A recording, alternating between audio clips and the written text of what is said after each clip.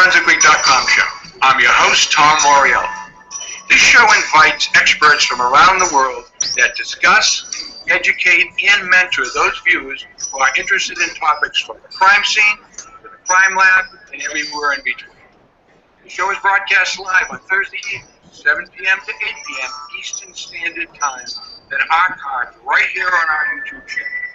We have listed each episode in convenient categories to make it easier for you to find a topic of interest. So if you're a student trying to learn about what career opportunities are out there for you, an educator looking for additional academic content for your courses, a practitioner who wants to increase your depth of knowledge, or the general public who just wants to know, then begin watching ForensicWeek.com right now.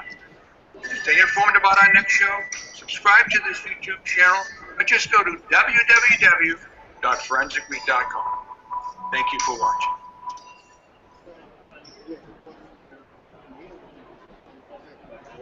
Welcome, viewers, to episode 78 of the ForensicWeek.com show, brought to you by Forensic IQ and sponsored by Bevel, Gardner Associates, Incorporated.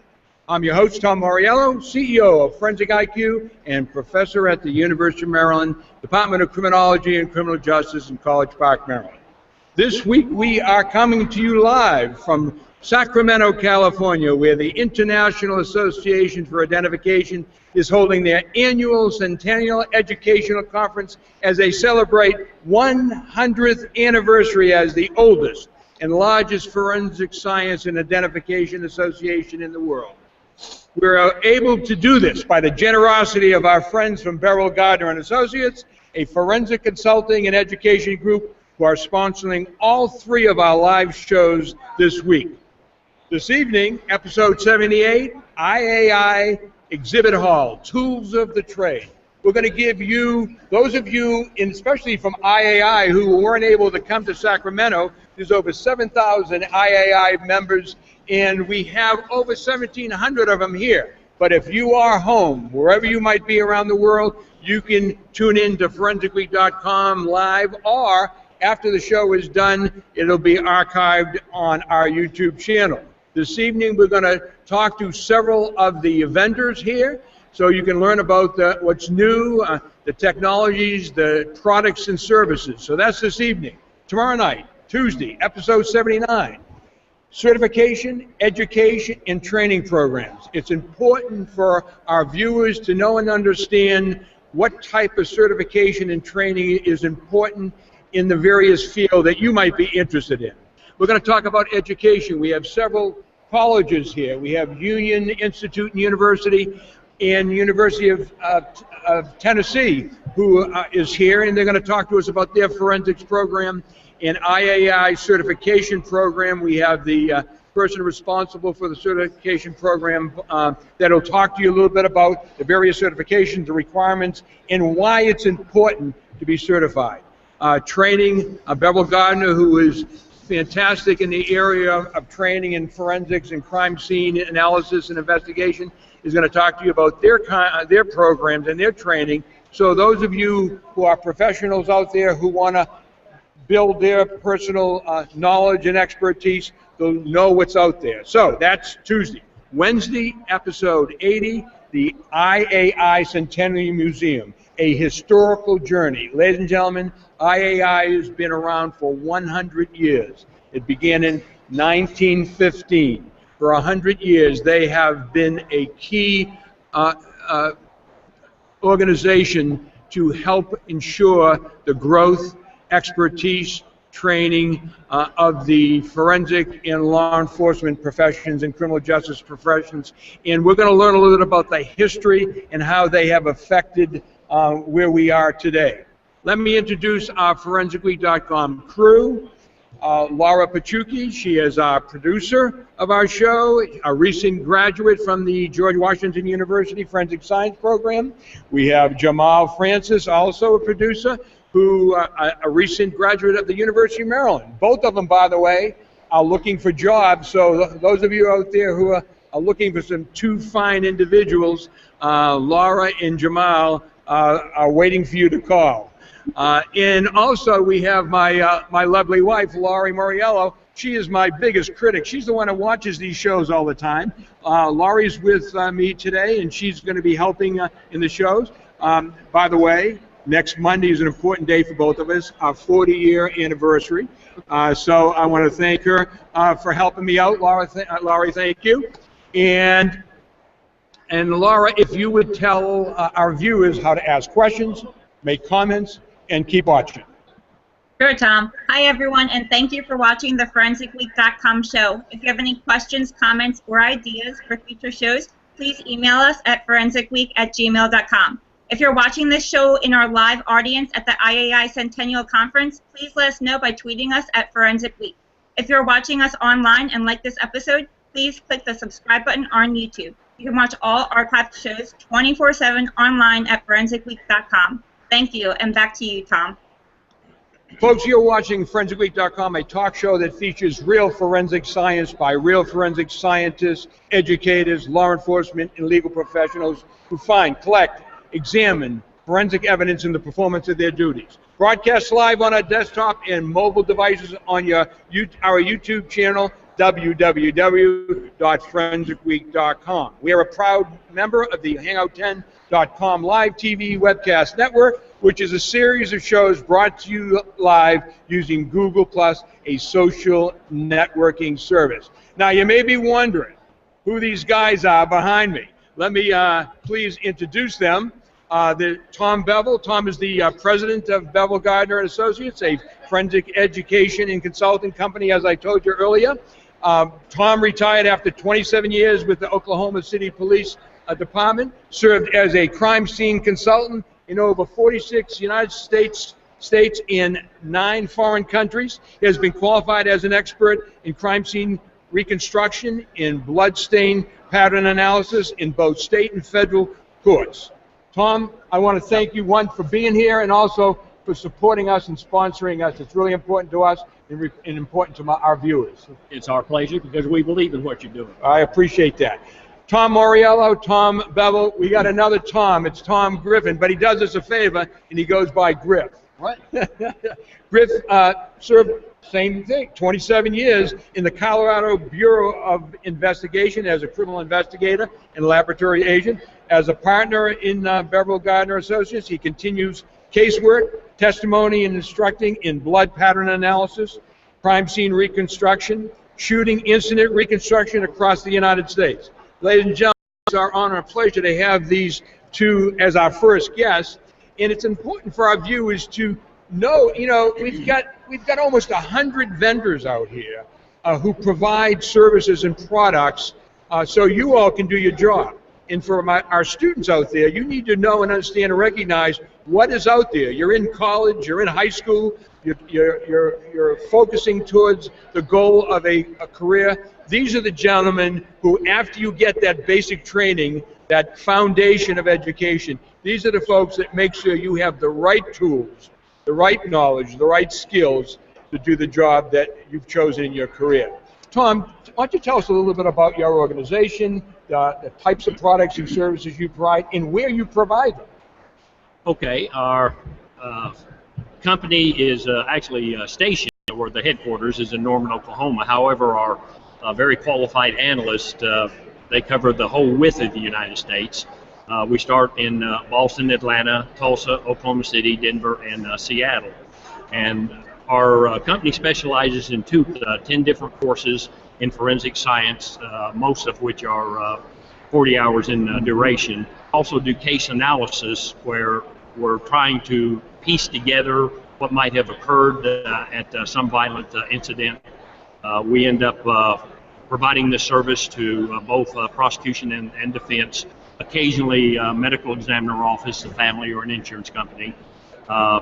We have one additional area, which is a proficiency testing that is web-based, and it's in bloodstain pattern analysis, which it is not required currently, but somewhere in the future, proficiency testing is going to be required once a year, probably by anybody practicing in bloodstain. You mentioned you're a consultant for clients like lawyers, maybe private investigators, whatever. What do you mean by that? When you analyze a case from crime scene to crime lab, what is your client asking you to do? Typically, our clients are asking us to, from the physical evidence been properly collected by the people on the scene, we're going to take all of the information from the pathologist, the different labs, for example, done DNA or fingerprinting or firearms. We take all of that information, and what we're doing is weaving together a tapestry as to the best explanation as to what events and actions took place during the commission of this particular crime. We do that by, you can almost become overwhelmed if you look at some of these cases, and what we do is break them down to much smaller questions and then identify viable ways that could have occurred, and then we're simply applying the scientific method. Once we have done that to all of the investigative questions, we then bring it all back together, and then for a jury, or if it is just simply for the client that has hired us, we paint with a broad brush as much as possible. This is what we can say as to what events took place, the sequence that they took place, and to answer any specific questions that the client may be actually asking us. So, are most of your clients defense attorneys then? No, actually, from year to year, it goes back and forth. One year we may have actually 51 or 52% are prosecutors that are contacting us, and then the remainder defense. The next year it may be reversed. But over the years, it's very close to 50% of the people that contract with us are prosecutors and defense attorneys alike. So which is actually the way it should be, because the forensics is not partial to one side or the other. The answers are the same regardless of who's asking the questions. Well, that's interesting, because generally we assume that the prosecutors use the skills in support from their own labs and their own investigators. But you're finding more and more that prosecutors are coming to independent services like yourselves? Well, there's a couple because they're paying you for that. They certainly are. I think there's a couple of different reasons, though. One, it is nice to have somebody who is objective. We're being contacted more and more and more by police officer-involved use of force. That's an area that's growing because it's not somebody within their own agencies that's trying to figure out what is taking place. But another issue, you have people that are specialized, let's say in fingerprints. Another one that's in photography, another one that's in proper documentation collection of evidence. They're so busy with the caseload that they have, they develop their expertise into the broader picture of total analysis and reconstruction. It's not that they're not capable, they certainly would be, but it requires additional education and training, and that requires both money and time, and they don't have that. And there's an unseen side to this. They all don't go to court.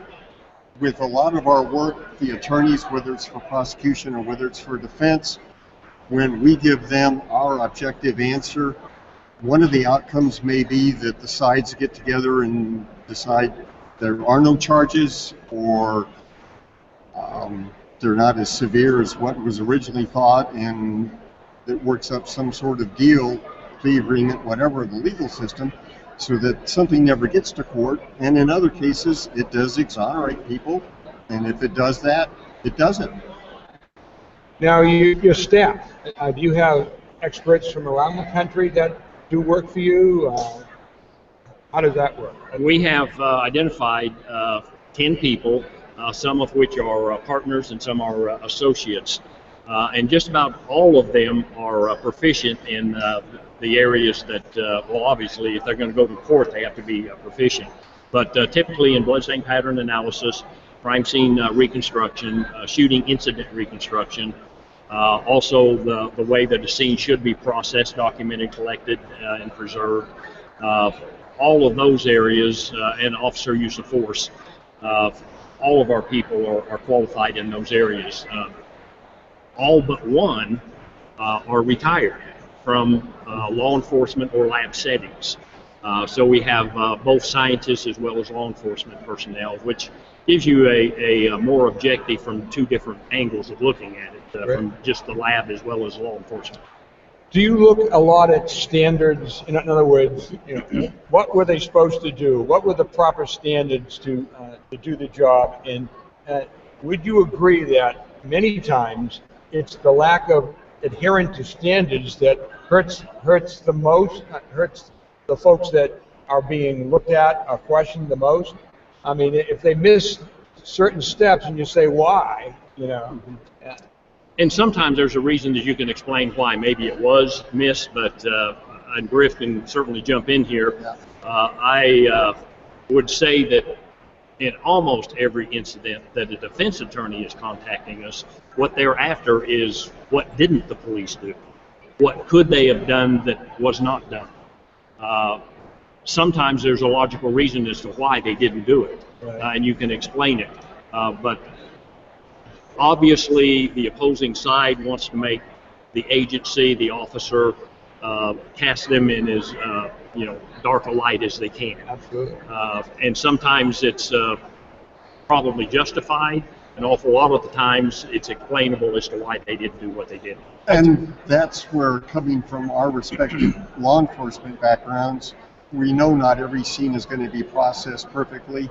There are going to be mistakes made. Let's identify them, and we're all human, and we do the best we can with what we have. I tell my students all the time, no one will ever bother you or question you when you do the job right.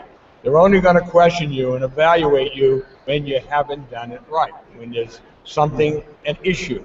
And they're going to consider that while they're doing the job. Like Tom said, there may quite often be a good reason for it. And that's just part of if we can help for a resolution, again, regardless of which side, and I hate to say sides because there's no dark side or light side. Right. It's The truth all side. the truth. There are two areas that when I look at your website and look at the various things you're doing, and you're doing some great things, crime scene analysis or crime scene reconstruction. What tools are you using to do that, and what does that mean to the general public or folks that are not in the business? They hear those terms on CSI all the time, and just like, would you agree that CSI, crime scene, we never used that term till the show started, did we? Oh, I would agree. We never did, if you're an investigator and you're at a crime scene, I guess you're a crime scene investigator, It's kind of crazy. Well, So, another one of the big issues there is that they have better writers than we do. yeah, oh yeah. And a better budget. Better budget, yeah. So tell us a little bit about the tools, and when you do a crime scene reconstruction, what happens? What are you doing? What tools are you using? Well, number one, typically our company is not on the scene at the actual because time. it's already been processed. You're already processed, so it's now you're reconstructing the reconstruction. Would you say? Well, not necessarily reconstructing the reconstruction. What we're doing is taking the documentation that has been done on the processing, and now we're bringing that all together. And one of the things that we have that most of the law enforcement investigators do not have, with the exception of maybe the homicide investigator, is that we have everything. If there's a piece of paper, if there's a photograph, we demand that we have it. And it's not that each and every one of them will help us, but we are not put in the position on the stand by the opposing attorney as saying that, well, you were spoon-fed what they wanted you to have. Therefore, your analysis is based upon what they gave you. Right. And So then we have- everything includes reports from labs, from investigators, from the scene, other independent reports Medical that may come examiners. into play, autopsy, because most of the things we deal with are death-related in some fashion. And I would think that because you're separated from it, it's already done. You're not working 15 homicides over a weekend in a major city. And this is what you're being paid to do. You can take that objective look. You can really break it down and not miss things like sometimes the people who are doing it real time are doing. And the other thing that we also end up doing in the majority of cases is that we want ourselves to look at the physical evidence. It is not unusual for somebody who's not trained in bloodstain pattern analysis to miss bloodstains that are in a particular area on the clothing, or see them but not recognize what it really means. So we're looking at as much of the physical evidence as is possible to include all of the case files. If the DA has something, we want it. Period. It's a holistic approach that not Yes. all the investigators have the opportunity or the time to be doing. You mentioned blood stain analysis. Back in episode 45, we had a NCIS special agent, Elizabeth Toomer, as a guest, and she told us about how she does blood stain analysis. And I understand she's been a student of yours in the past, or is a student of yours? Well, she has taken some of our classes in the past, yes. That's great. That's great. Let's talk a little bit about that. I believe, Griff, you were able to kind of share some of the specifics of a blood stain analysis. You see a lot of that. A lot of the TV shows, they love it because it's colorful. You know, it shows violence, and you have all kinds of TV shows that are making all kinds of allegations of what you can learn from blood spatter analysis. Can you kind of give us a big picture of what's the methodology used, or what information can you really get that becomes really helpful in an investigation? I'm going to do that, but I'm going to throw you a curve, Tom, Okay. which maybe you've never had happen. It's a pop quiz. Okay, In the movie Psycho, the Hitchcock classic, in the Yes. shower scene, Yes. you see what is supposed to be blood all throughout that shower scene. It is actually not blood. It is another fluid. And I can tell you now, or you can... Oh, please tell me now. It's chocolate syrup. In the movie. In the movie. Oh, Black and white. that's Black and because it white was movie. black and white film. And Black and white I film is photographed never- better than the blood. Was it really? Did they use chocolate syrup? Yes, Yes. I Is that wouldn't right? lie to you. It did. That was Hitchcock's methodology. Mhm. For bloodstain pattern, there are very few methodologies that are actually written out for people to follow.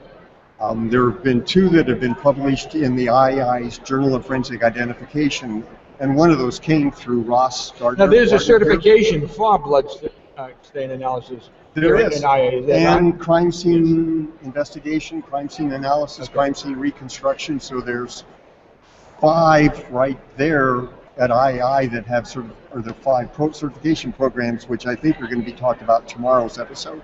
Yeah, tomorrow we're going to be talking about training, so you can get into the specific training. But we talk about classification systems, and is there some organization? Is there some consistent evaluation that whoever the blood spatter analysis person is are going to come up with the same methodologies or the same terminology, so we can understand what they're saying? The methodologies, again, they may be the same. They're not necessarily written down. What your audience may not be aware of, bloodstain pattern analysis is older than fingerprint examination. So it's well over 100 years old. A lot can happen in the course of 100 years, and terms come up that have been around for these past 100 years that different things mean to different people. So in terms of approaching something like that, one of the key points in Bevel Gardner classes involving bloodstain pattern analysis is the use of a taxonomy, which your studio, I know, has two parts of it, yes. Yeah, Laura, could you put up those slides for us, please?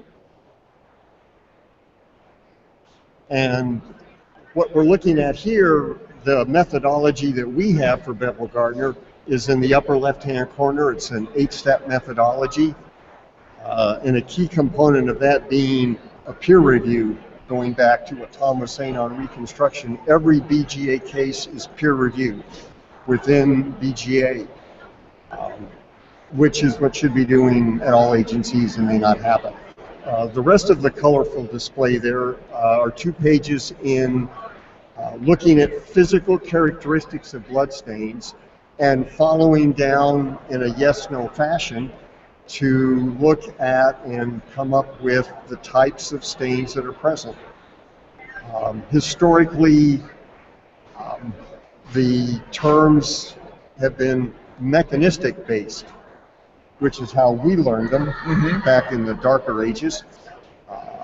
And part of what we get away with, or not get away with, part of where we've refined it, and this is a key item from Ross, is let's go with physical characteristics. That is what's done in science, in entomology, botany, other things. Taxonomy. So that it's defensible. You can walk up and say, this is why I'm looking at a cast-off pattern, and not just because I can say, well, Tom told me 15 years ago it was, so that's what I'm going to tell you.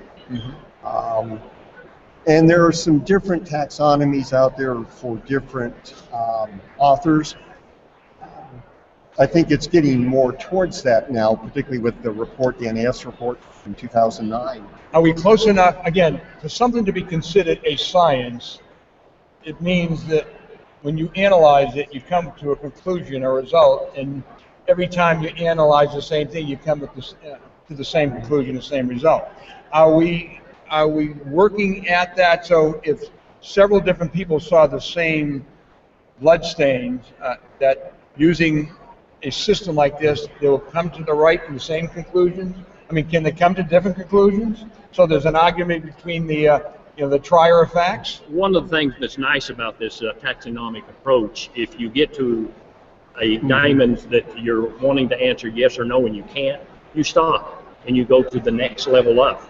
And that is typically where we should have agreement, is that next level up.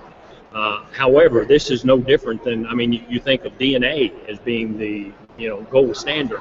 I can show you multiple cases in which DNA analysts disagree, and you think that doesn't happen. It can happen. Don't say that too loud. Yeah, I'm sorry. I can show you the cases. I hope nobody heard that. But I mean, it happens very rarely. But the point is, science is not 100%.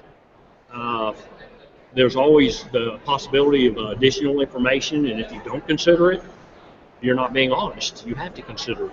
And is it possible that could change an opinion with that additional information? If it changes it, that's what science is all about. Science is evolving and changing, if that's not redundant, and we at BGA try to make sure we're doing that as we go along too. Very good. Well, listen, tomorrow we're going to talk more about specifics of training, but let me ask you, what do you think about this conference? 100 years. What's been, I'm new. This is my first experience in IAA as a conference. What's been exciting about it? It just started yesterday, really. Well, throughout the years, what's exciting is that this is one of the places you can come to and you can get workshops that are very practical, hands-on, that the students can sign up for. And they just have some unbelievable instructors that are instructing these workshops. And then you have lectures. This is a very useful, hands-on type of approach, and the IAI is known for it, which is great. And it's worldwide. It is truly international. And I got to tell you, I made a big mistake in my career. I was so busy doing my job and, that I never stopped and became a member of an organization like this. I was always too busy to do that. And I just truly didn't recognize the significance of what entailed being a member of an organization. It was more than just being a member. It was it was the support and the training and the expertise and the knowledge that you can't buy. The networking allows you to pick up a phone that you bumped into somebody at some class and say, I can't pay you anything here, but I got a question. Would you look at it? And without fail, they do. I got to tell the professionals out here that are watching this show, if you haven't joined IAI, AAFS, one of your local divisions in your state, then you're not doing your own career justice. It's vital and important that you learn what's new, what's changed. I tell you, I've worked cases for defense attorneys that were older cases, and I'm saying, gee, didn't you do this? And they say, oh, I didn't know that was available. 360 laser scanning. I worked on a case that was an old case that made a difference with the prosecutor. They were pointing their finger at my client, and we actually did a 360 scan of the crime scene, and and showed that my client that was in that crime scene the person in that crime scene was not my client. Just so happened he was 6'4", and the person in there was 5'6". But isn't that the way it's supposed to work? If there's some information out there that is going to be useful for either side, right? Well, that's let's right. put it forth. That's absolutely. And how do you find that out? You come to a place like this, ladies and gentlemen. And there's almost 100 vendors like these gentlemen out there with great knowledge for you. And I'd like to take something you said, Tom, and give it as a suggestion to your students. Anyone who's interested, go to the IAI website. It's www.theiii.org. We've got it. We've already put it up several times. And there are divisions that you can go to a link. And what I've told students that I've had in classes, meaning not law enforcement people, but students actually in schools, university programs who want to know what they can be doing. And one of the things I tell them is find out a local division, IAI preferably, go to their website, they have conferences, sign up, go to it. And like Tom said, that and you don't have to be a member. Right, and that puts you into the networking and also can help you decide if that's something you really want to do or not. Very good. Gentlemen, I want to thank you. Again, I want to thank you, Tom, and your company for supporting us, being here this evening and sharing this. And we look forward to having you here tomorrow, talking about training in more detail. And please enjoy the rest of the evening. For those of you who don't know, right next door. Wait a minute. Is the beer still there? Is that beer? Oh, yeah. Laurie, I don't think isn't that part of what you were going to do for me? Yeah, no. Okay. All right. Gentlemen, thank you. We thank you very much. Now, I would ask you to take the headsets off before you leave. They're not a prize? No, they're not a prize. No fun there, Tom. All right, thanks a lot. Thank you. All right. See you later, Griff. See you guys later. You on. bet. Thank you very much. Ladies and gentlemen, the gentleman from Bevel, Gardner Associates, great gentleman. And again, if it wasn't for them, we wouldn't be here this evening. Okay, we have our next vendor from NEC Corporation of America, and they're going to be talking about facial recognition and a number of different products they have.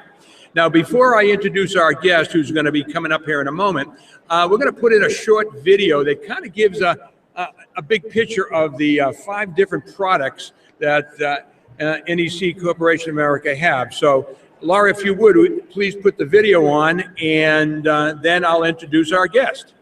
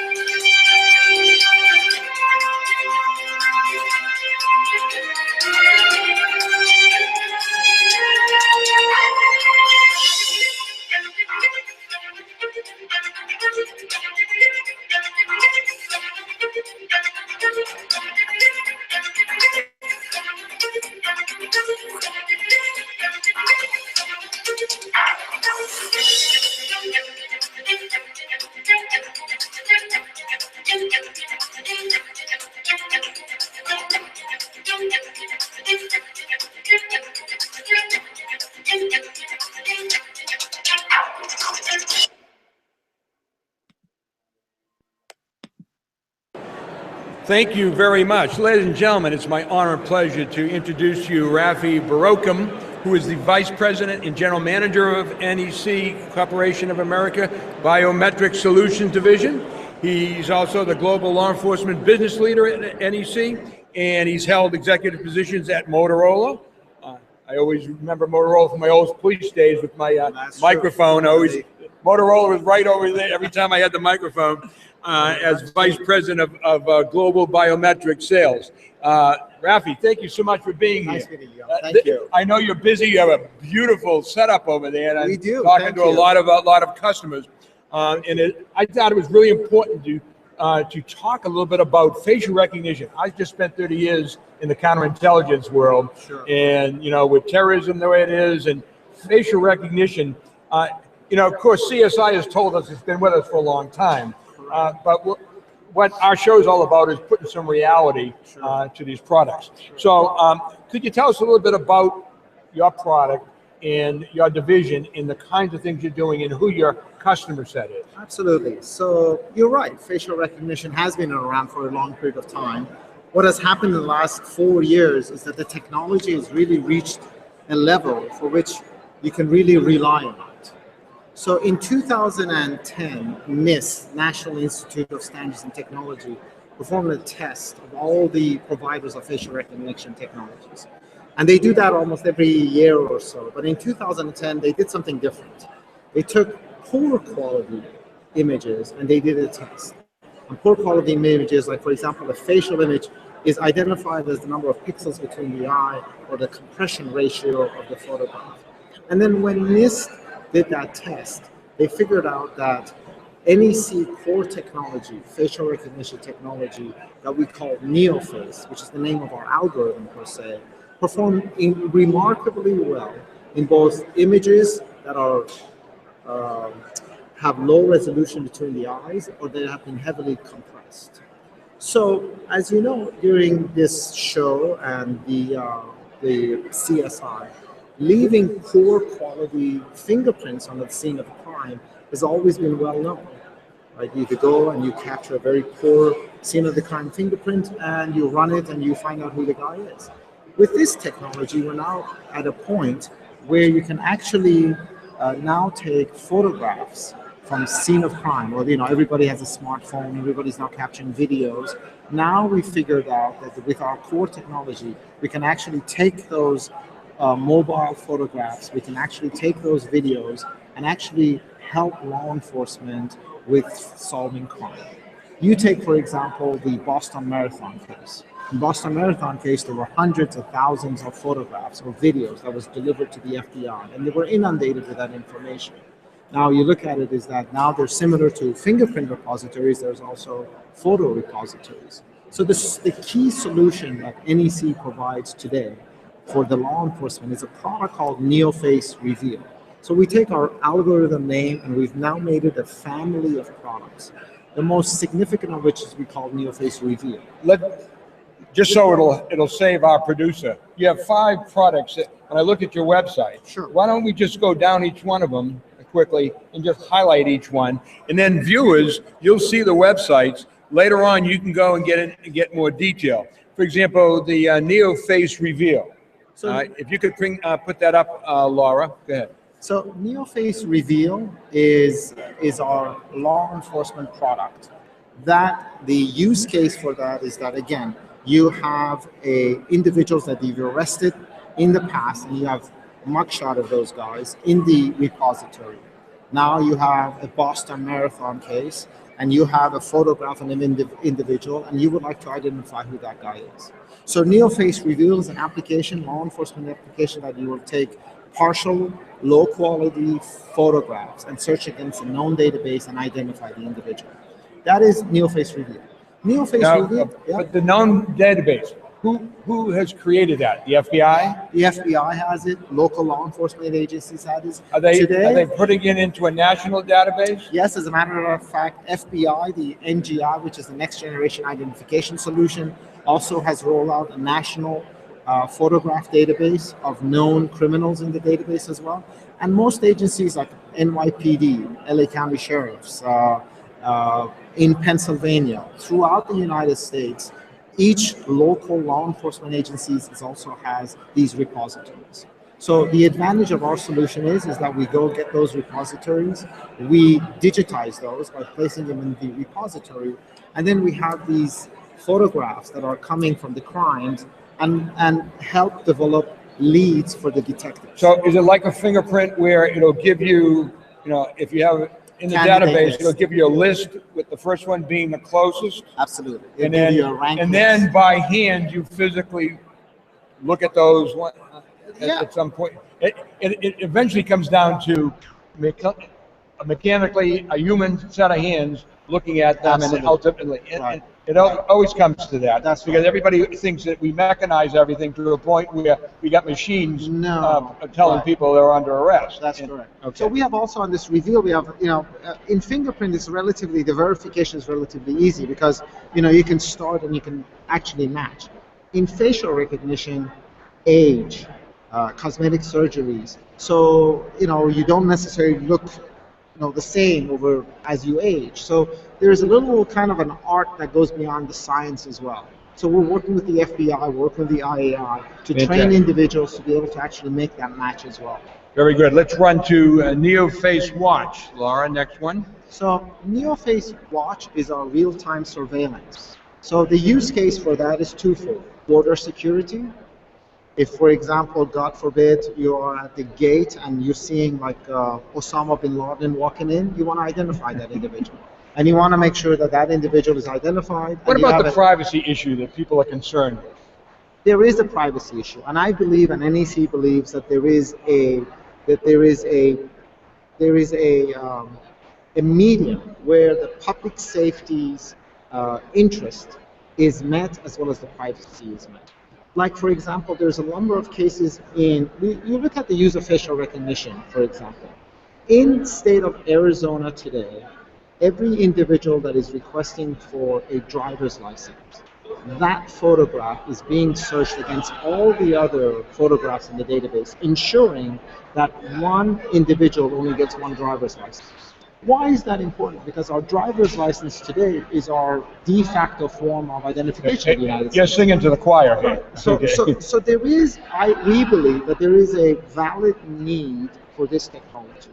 Obviously, we don't expect it to be used outside of those security premises where we believe it provides a value to the safety and security of the nation. So we don't go around and having cameras where everybody's privacy. No, we have a specific need for a specific security purpose, and that's what we pursue. And we're totally understandable and in line with the privacy requirements. I'm looking at my watch. We only got a couple of minutes. Let's just highlight them. NeoFace Smart ID. Laura. So NeoFace Smart ID and the next one, the Smart LC, those are our mobile applications. Those will allow you to capture a photograph from the side of the road and actually submit those to the central site and get a response back. Okay. Smart LC stands for latent collections. That will allow you to go scene of the crime, capture electronically the fingerprint left at the scene of the crime, submit that to the fingerprint repository, and get a response back as well. Very good.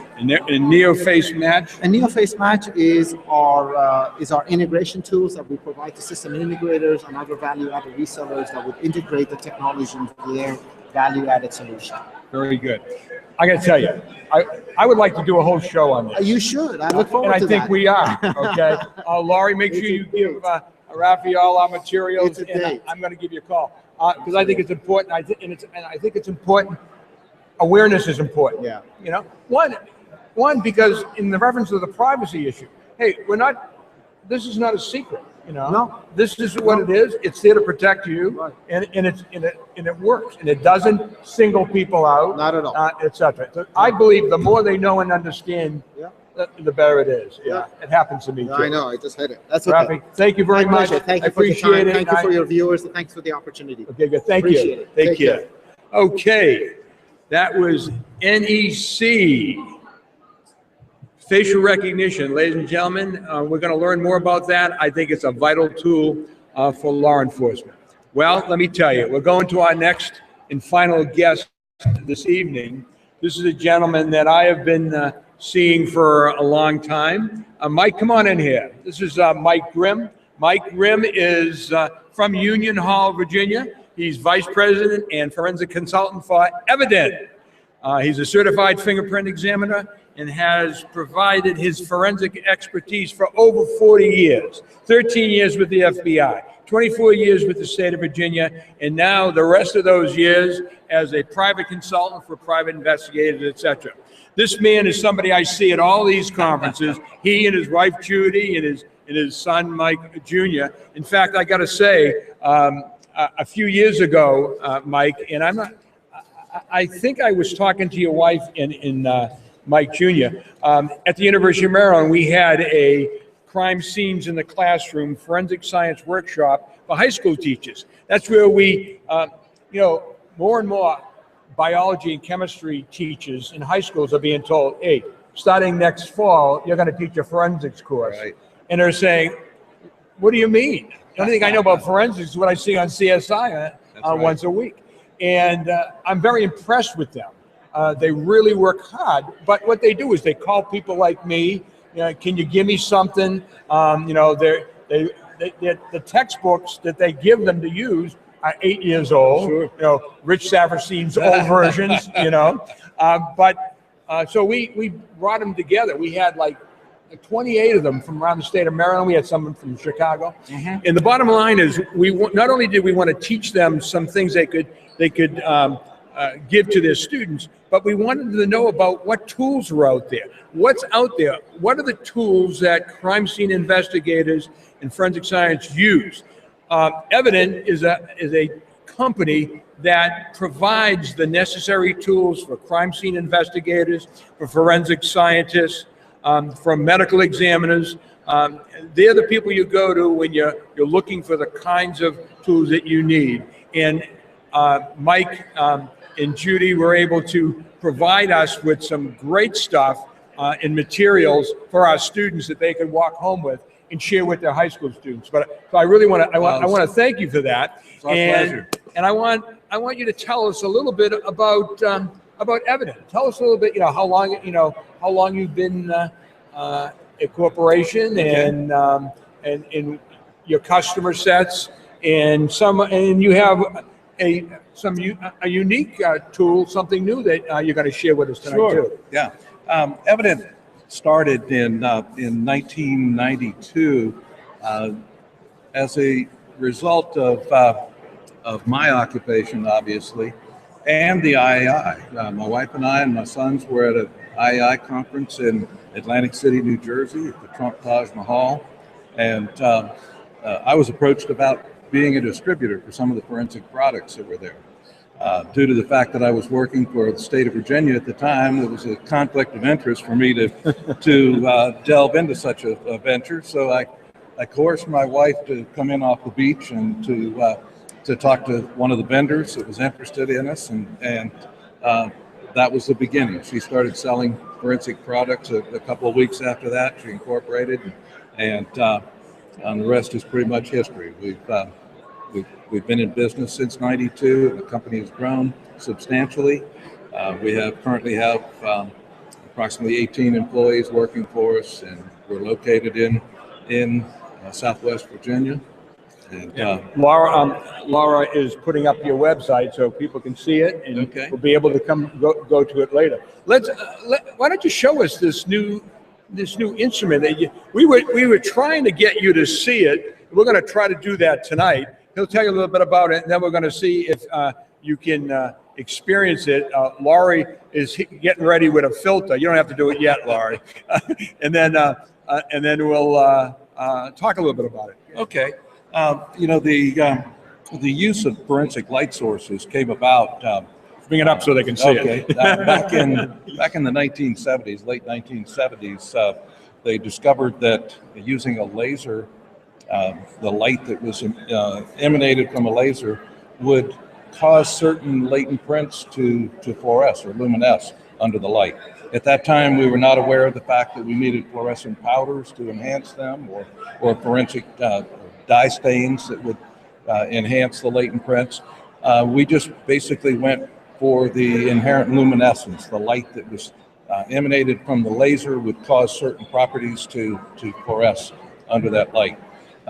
Later on, they discovered that dye stains and would enhance the prints, and of course the use of cyanoacrylate or superglue to develop prints made it much easier for the development of the prints to apply the dye stains or the fluorescent powders to the prints. Along about that same time, too, they discovered that body fluids, most body fluids, with the exception of blood, will fluoresce under a light source. Saliva, perspiration in quantities, urine, vaginal fluid, and seminal fluid will all fluoresce at different degrees of light. The laser itself traditionally was a large, bulky object. The first lasers I ever worked with were at the FBI back in the late 70s. They were 15-watt argon ion lasers that were water-cooled lights. So they were using lasers in the 70s. Yes, that's right, at the FBI. For some of you young folks, we had lasers in the 70s. Just want to let you know. Yes. Okay. But as time went along, people found that there were other lights that were capable of doing similar type forensic work, examinations, and they developed what was referred to as the alternate light source. And those lights were not lasers. They were, in some cases, they were incandescent type bulbs with blue filters on them. They would produce a light that would operate in this, say, the 450 to 500 nanometer light range. And then a few years ago, there were a couple of companies that developed lasers that were portable lasers that were comparable to the alternate light sources that were available. They were somewhat more powerful, but they were still cumbersome to take to a crime scene. They still required two hands, one to carry the control box and another to hold the wand that was attached to a fiber optic.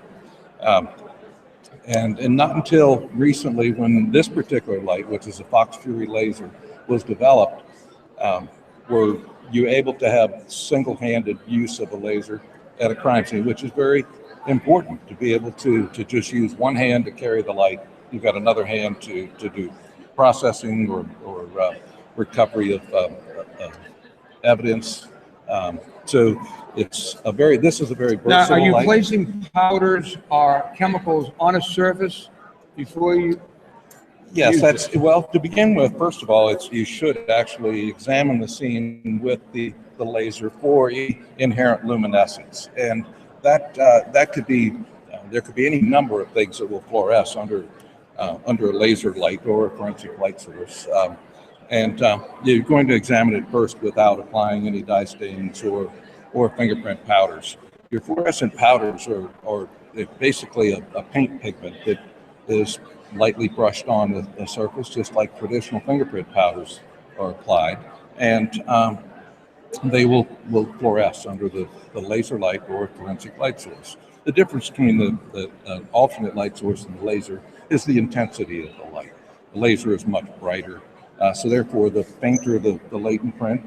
Let's see if we can try this. Okay. Laurie, if you could put that filter up there. We're putting a filter over the camera lens, Mm-hmm. and if you see my wife's finger, ignore that.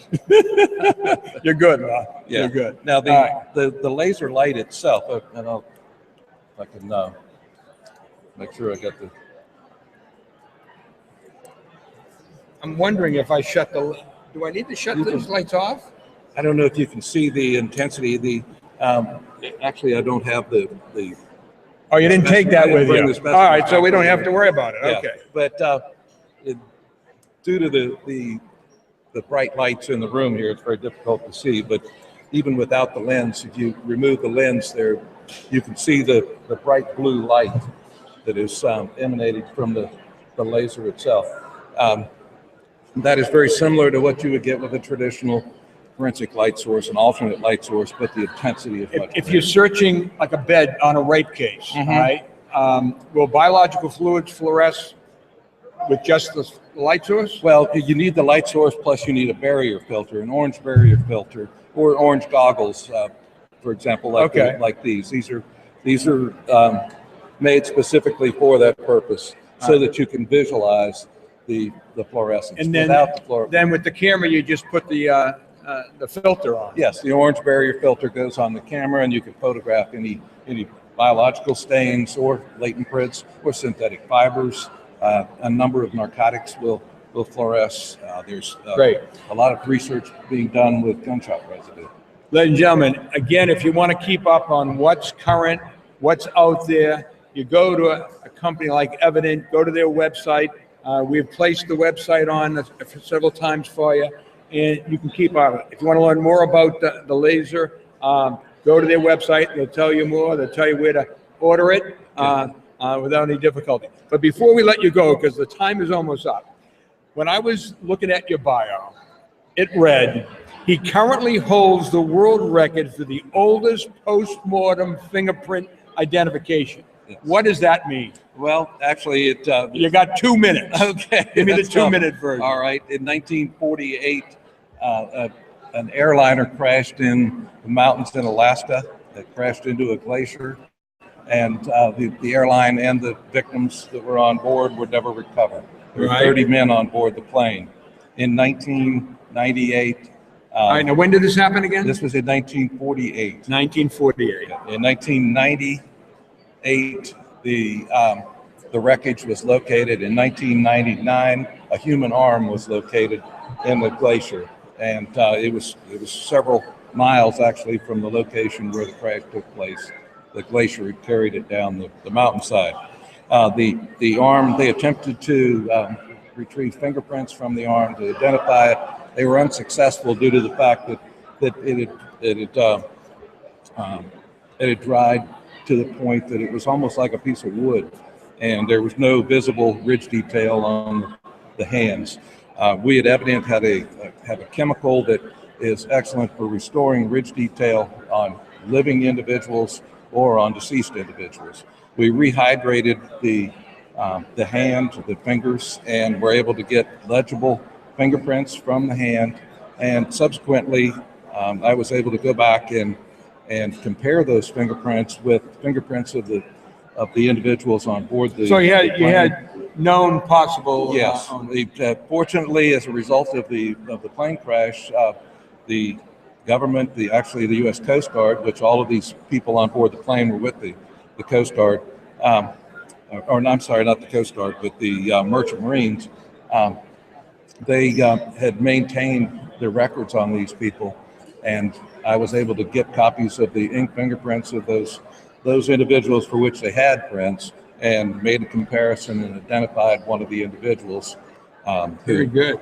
It was after over 59 years after the crash that I identified him, and very impressive. To date, that's the oldest post-mortem identification. Very good.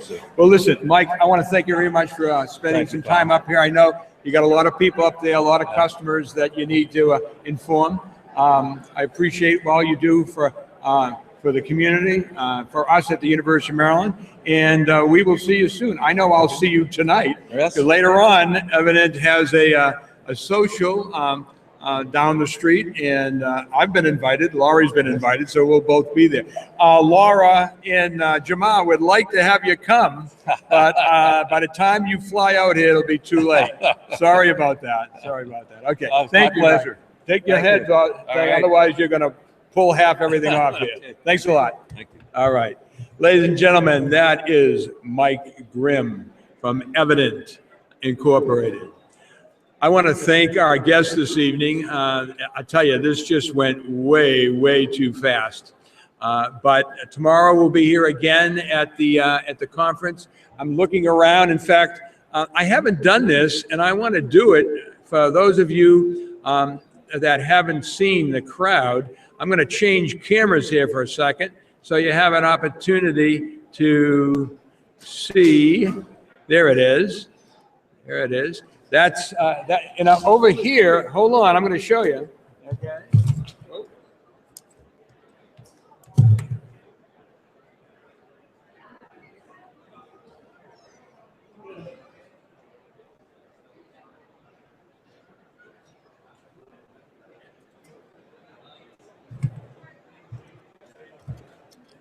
That gives you a little sense of what's going on here. In Pacific time, it's 6 o'clock. It's 9 o'clock Eastern time, as I know.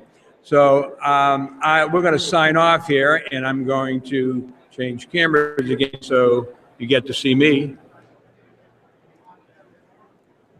Okay, ladies and gentlemen. Tomorrow we will have episode 79. We have Bob Garrett, chairman of the Professional Programs Quality Assurance Governing Board for IAI. He's going to talk to you about the certification program, why it's important, what you have to do to attain it. Tom and Grif will be back here from Bevel, Gardner Associates, talking specifically about the kinds of training that are available to professionals. And students, those of you who want to develop skills. You just got out of college. You want to develop skills because you want to be marketable. It would not be a bad idea to continue your learning process, your education, by taking some of these training courses. Education, is giving you a good foundation to understand an area of expertise, but training gives you the tools, and that's what's important. We also have Larry Chavez and Sandra Lee from Union Institute and University, located in Sacramento. They're going to talk to us about their programs in forensic science and justice. We have Daniel Enzelman from the University of Tennessee Law Enforcement Innovation Center and National Forensic Academy. Wednesday, we're going to have the historian for IAI, Darryl Classy, the president of IAI, Steve Johnson, who has been on Forensic Week in the past. And we also have a past IAI president, Joe Polsky. So they're going to talk a little bit about the things that have gone on in the last 100 years and the significant technology that has been developed. So a special thanks to our sponsor here at IAI Conference, Bevel, Gardner and Associates. I want to thank you all for watching this show, and we will see you tomorrow on forensicweek.com. Thank you for watching.